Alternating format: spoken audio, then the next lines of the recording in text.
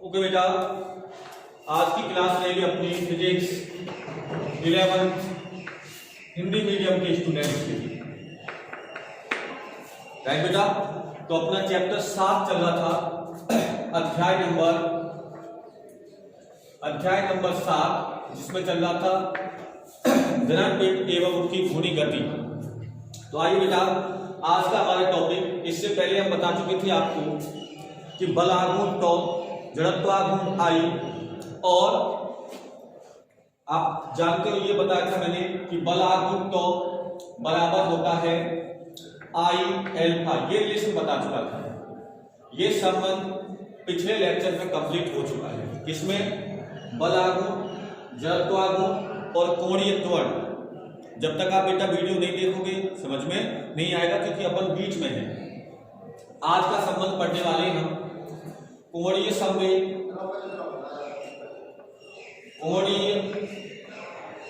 कोणीय संवेग, इसको लिखते हैं एल से, कोमा जड़त्वाघूर्ण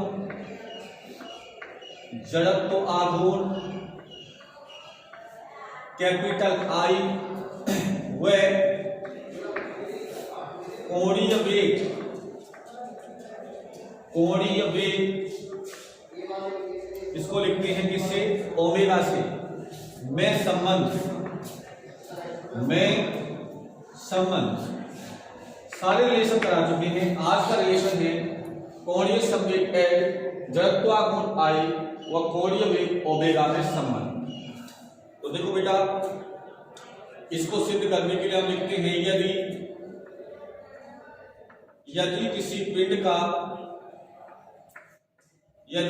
पिंड का द्रव्यमान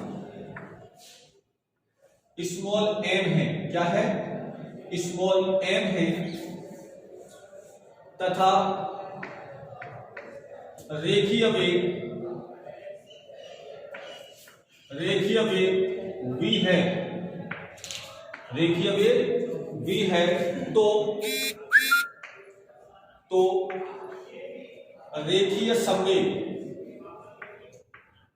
तो रेखीय संवेग P बराबर होता है द्रव्यमान गुणा वेग, P बराबर mv, शायद आप जानते हैं।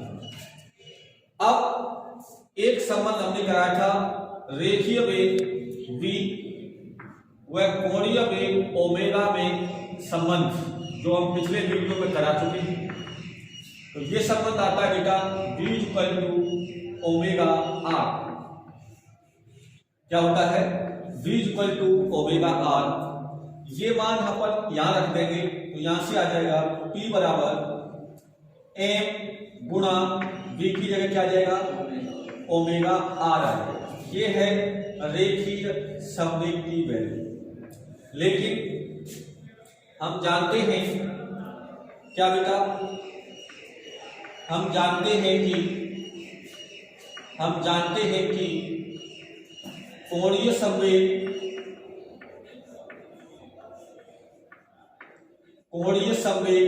L व रेखीय संवेग P में निम्न संबंध होता है, निम्न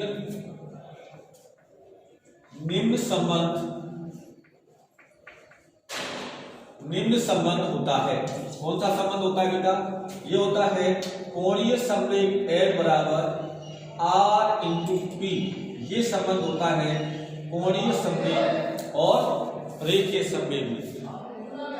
R यहां पर उस बिंदु की घूर्णन अक्ष से दूरी होती है। अब हम क्या करें, इस P का मान इस समीकरण में रख दो, तो यहां से आ जाएगा L बराबर R, P का मान ये रखेंगे तो ये आ जाएगा m ओमेगा, और ये क्या आ जाएगा R। तो इसको लिखा जा सकता है L = m R × R² omega. और चूंकि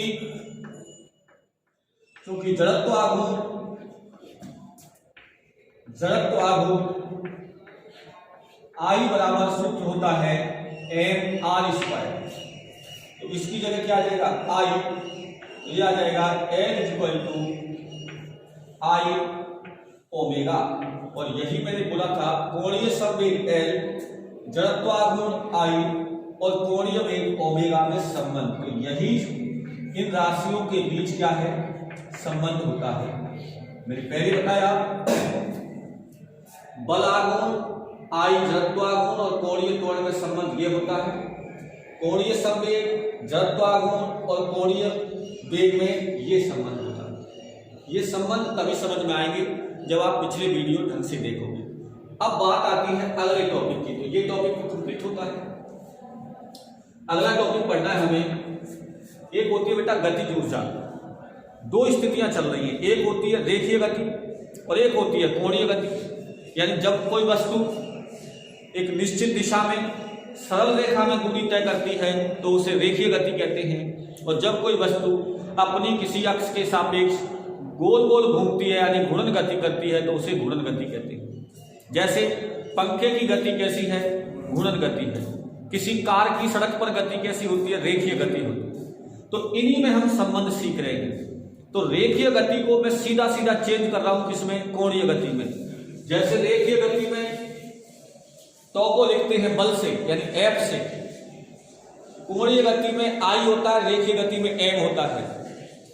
कोणीय गति में त्वरण को ए से लिखा जाता है और यहां पर एल्फा से लिखा जाता है। ये मैं सब डिटेल में बता चुका हूं।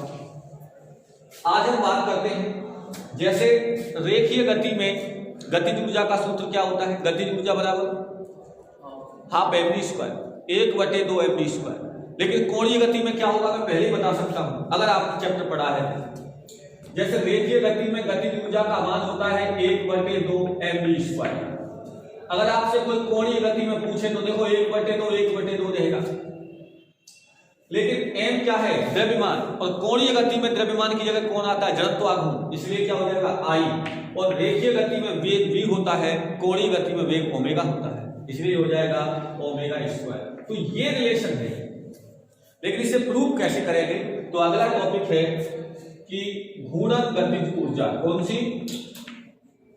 घूर्णन गतिज ऊर्जा। घूर्णन गतिज ऊर्जा पढ़नी है बेटा अपन को। तो शब्द इसमें लग गया घूर्णन, इसका मतलब इसमें कोई वस्तु या कोई पिंड अपनी अक्ष के सापेक्ष घूर्णन गति कर रहा है। क्या कर रहा है, यहां कोई पिंड घूर्णन अक्ष के सापेक्ष, घूर्णन अक्ष के सापेक्ष कोणीय गति कर रहा है। कैसी गति कर रहा है, कोणीय गति कह सकते हो या कह सकते हो घूर्णन, एक ही बात है। घूर्णन गति कर रहा है। जैसे मान लो ये है कोई अक्ष जिसके चारों तरफ ये घूम रहा है, ऐसे घूम रहा है, इसको कहते हैं कोणीय गति। जैसे इस पंखे का ये जो डंडा दिख रहा है ये इसकी घूर्णन अक्ष है, इसके चारों तरफ घूम रहा है। तो ऐसी स्थिति में ये वस्तु कई छोटे छोटे कणों से मिलकर के बनी होगी। माना इसका ये द्रव्यमान, इसका ये द्रव्यमान, ऐसे m1 m2। तो मैं मान लेता हूं कि माना कणों के द्रव्यमान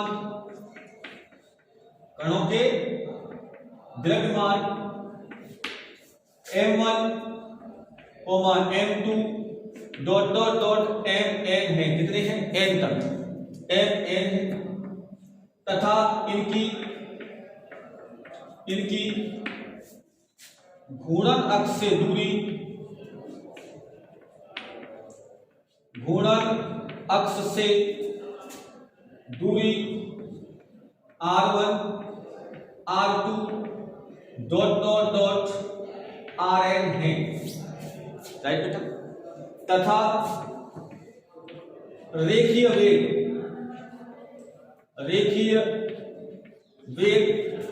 v1, v2 dot dot dot bn है। जबकि कोणीय वेग सबका समान होता है। पिंड कहीं पर भी किसी भी स्थिति में हो, घूम तो एक समान गति से रहा है, इसलिए पिंड का प्रत्येक कण समान कोणीय वेग से गति करेगा। लेकिन रेखीय वेग इसलिए बदल जाता है क्योंकि रेखीय वेग और कोणीय वेग में क्या संबंध होता है, क्योंकि पिंड की दूरी बदल जाने से v बदल जाता है, लेकिन ओमेगा यानी कोणीय वेग नहीं बदलता। जबकि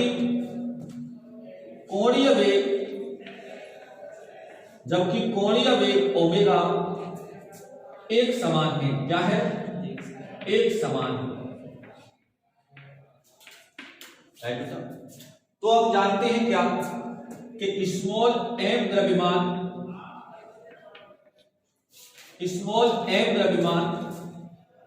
के कण के लिए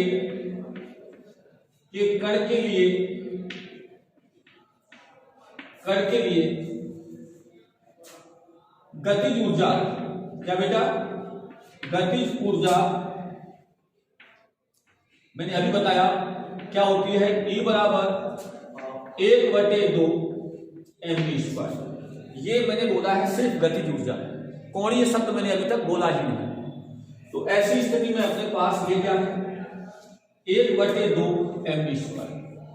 अगर मैं इसे कोणीय गति में चेंज करना चाहता हूं, जिसमें बेटा कोणीय गति में, तो देखिए आप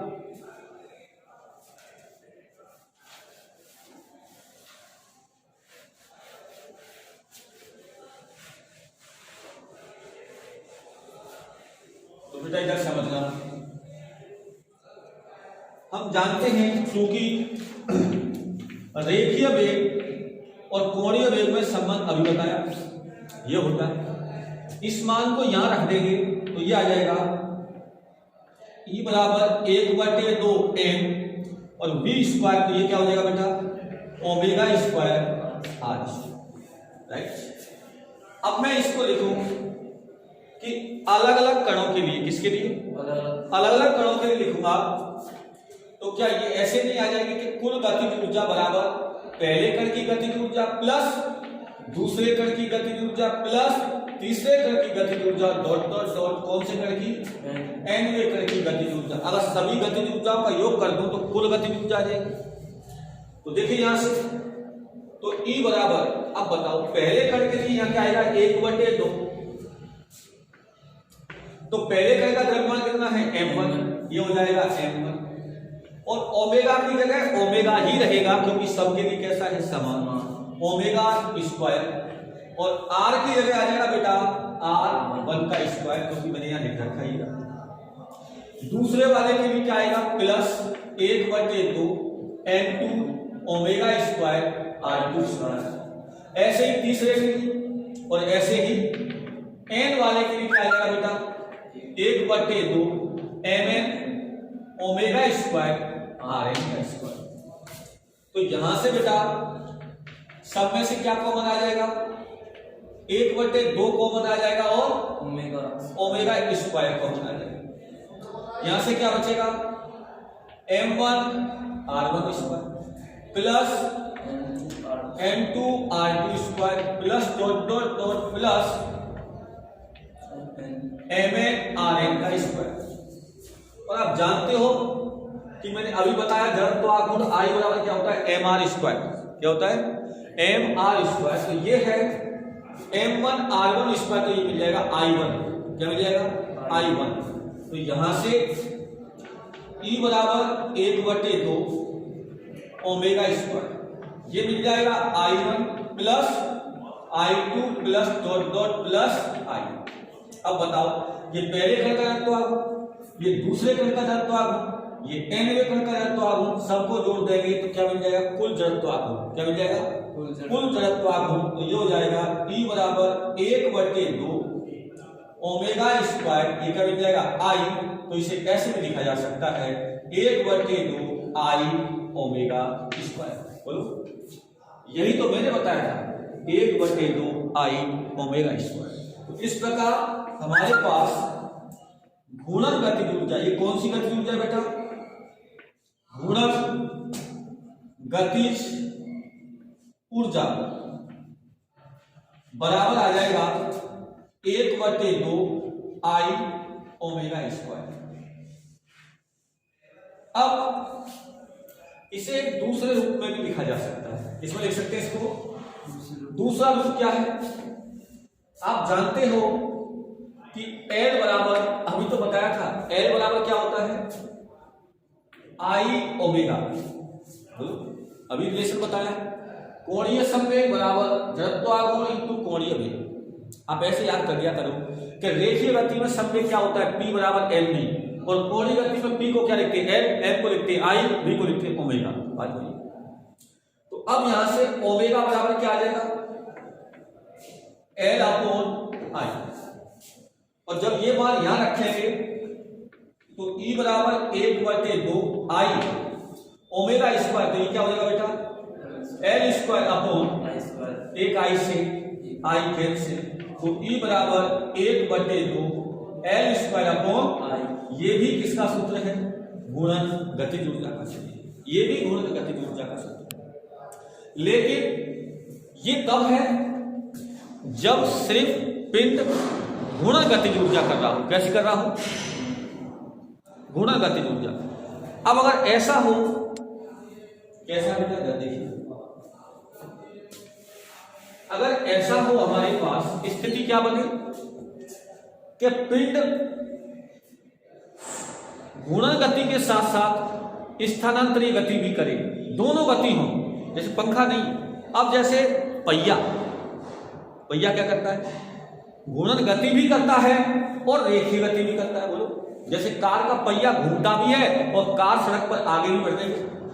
बोलो, घूमते घूमते, जैसे ये पहिया है, आगे की तरफ घूमेगा तो यहां पहुंचेगा, फिर आगे की तरफ घूम, कैसे? तो देखिए, ये तो गति कैसी कर रहा है? गुणन गति। लेकिन पहले कहा था यहां, और अब कहां पहुंच गया? यहां। ये कैसी गति हो गई? रेखीय गति।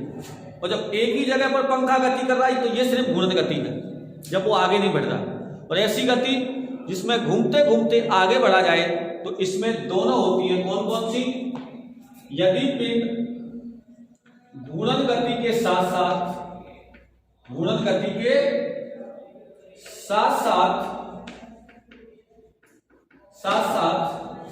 स्थानांतरीय गति भी करे। क्या करे? स्थानांतरीय गति भी करे, तो ऐसी स्थिति में उसकी गतिज ऊर्जा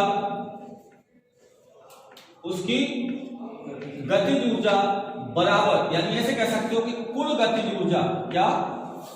कुल गतिज ऊर्जा बराबर क्या हो? रेखीय गतिज ऊर्जा